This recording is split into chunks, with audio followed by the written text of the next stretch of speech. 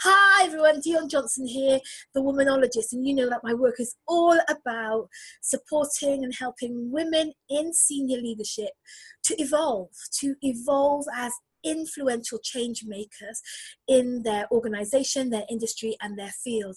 My work is all about helping you to be more influential in your leadership role without having to burn out or to sabotage and sacrifice your health, your energy, your enthusiasm, your self-esteem, or your ethics.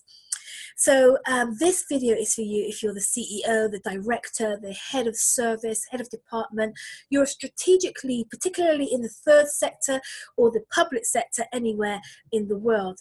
Now, it's my birthday in 6 days' time, and you know how it is when you're going to reach a milestone. It's a really great time, isn't it, to do some introspection, to take inventory, to check out where you are. So I've been asking myself some questions, been looking at the journey to this point and asking myself, am I happy with what I'm creating, the life that I'm creating? Am I happy with my leadership and my work? What's next for me? Where am I going? What am I here to do? Am I doing it? Am I happy with the way that things are? And so I've been really taking a look and asking myself these tough questions and thinking about what my development needs are. Because you can bet your bottom dollar that if I'm here to support women in leadership to evolve and grow, guess who's got to be my first client? Me, right? I've got to be about growing and maturing and developing myself too. And I take that very, very seriously. And in this time of contemplation and introspection, I've been having some very powerful conversations, not least last week's conversation with a friend of mine, a new friend of mine, Katie. And we were talking about what's happening in the public sector in particular, but just in the marketplace in general, around the change that we really need to see in the world, about the difference that needs to be made from the marketplace. Because we were looking at how although we're advancing, although we're making all this really brilliant progress, although technology is going, it's obsolete every 12 minutes, I hear, that things are moving so fast. And we're, on one hand, we're developing and moving boundaries and breaking through barriers and building higher, more, faster. We're doing lots of great things. But on the other hand, in many respects, we're just missing the mark. And Katie and I were talking about what it is that we need to do, what it is that we need to be as a marketplace to create better results, better outcomes for some of our clients and customers that we're serving in the public sector. That things were, that it just seemed like there was a mismatch. There was still a gap between what we were providing and what was needed by our customers and clients. And so we were really going deep into this conversation, and one of the things that we noted was that one of the things that I contributed to the conversation was that I know that for a lot of the people that I'm speaking to, a lot of the women that I'm working with are feeling like, on one hand, they know the way to go, and it's not the way that we're going. It's like they know that we need to find a new way to go.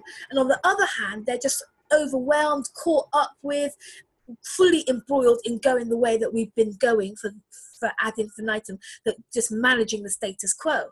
And so we're thinking about, what would it take for those women who were just caught up with managing the status quo, who had a real sense of where we should be going instead, how we could be improving things instead.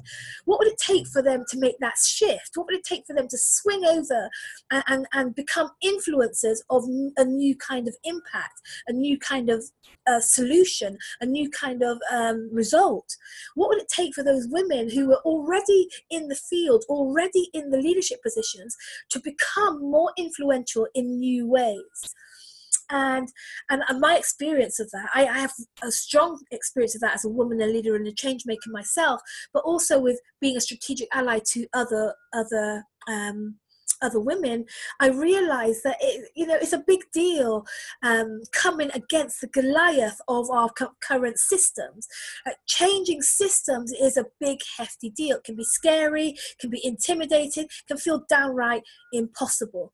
And so I've been ruminating on this, thinking about it, really working it out in my mind and chewing on it, meditating on it. And I remembered this story from when I was 14 years old that I want to share with you. You see, I love to dance. I really love to move my body to music. I feel free and liberated when I dance. If I don't dance, I'm grumpy. It's a way of me connecting with God. I love to dance. And when I was 14, I was the same. I love to dance. Now, no one would hire me to be on their stage, to be in their production, their dance production, but I do love it. And when I was 14, I used to go to this youth club called Trinity. It was a disused church that they made into a community centre, and they used to have these events there for the community. And one of them was a Saturday afternoon disco for the young people.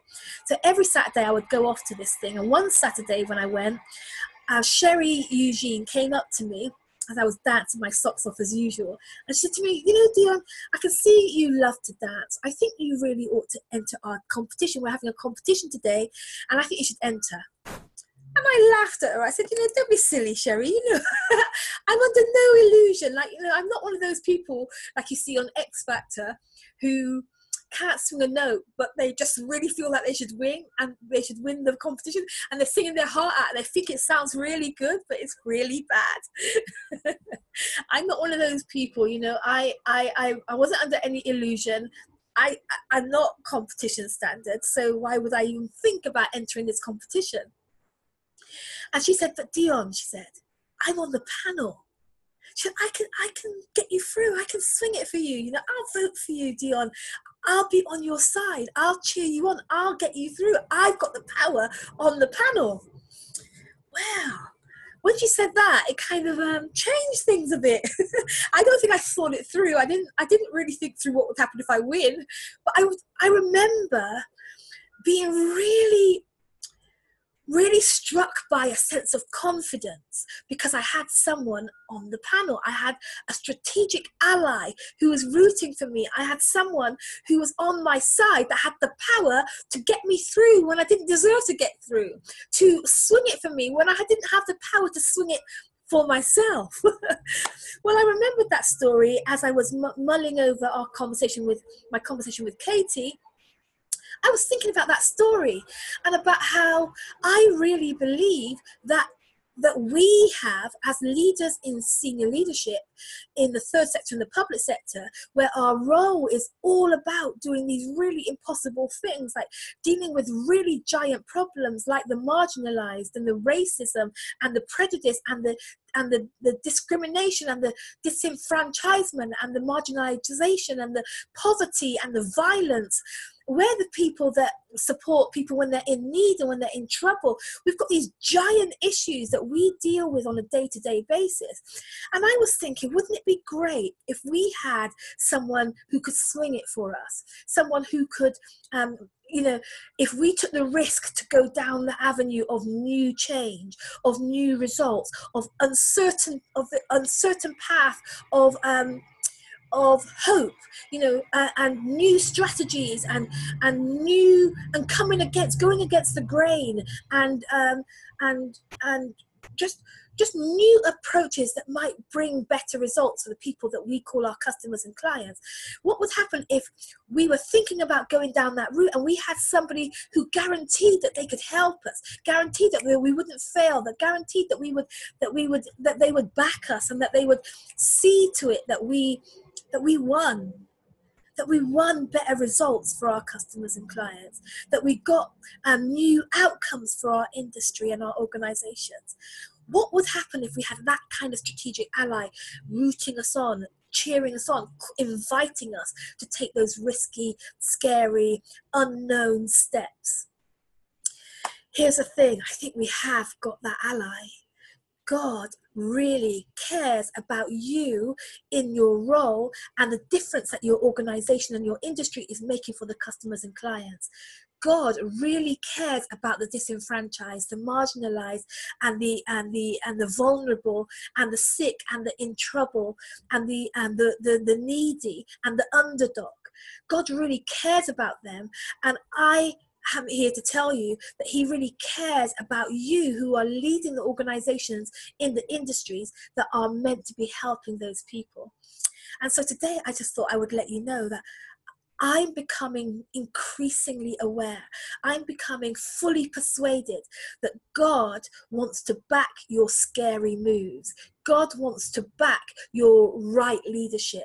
You know, oftentimes we can get so caught up, can't we, in just managing the status quo, just keeping our head above water and really firefighting and just keeping things the way that they are.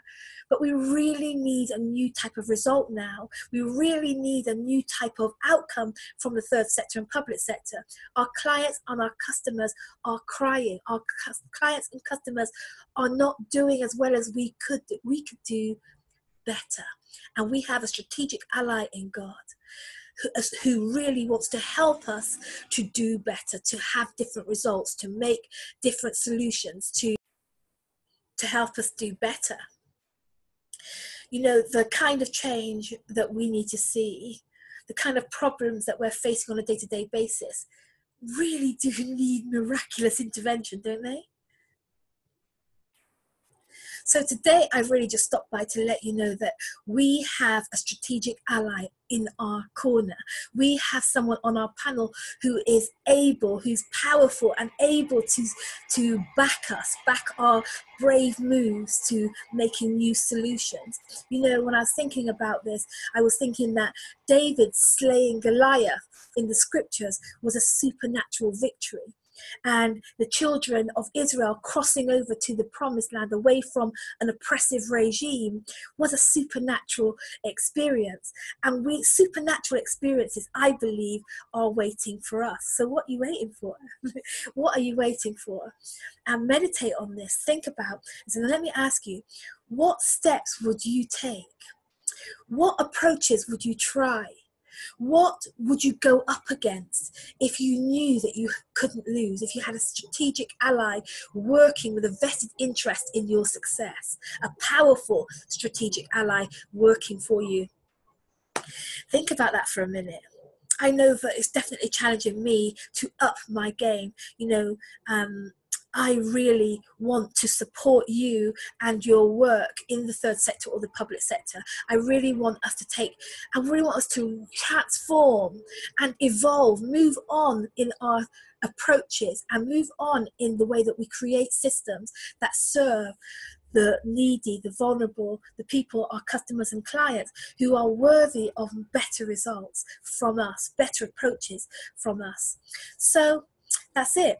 If you are interested in exploring how you and I could sit down and work together, really look at how to take your leadership to a whole new dimension of influence, then I have a special summer deal happening over the next few weeks. So if you'd like to know more about that, then drop me an email at connect@dionjohnson.com. If not, that's cool, but I want you to be more influential. I'll see you later. Bye.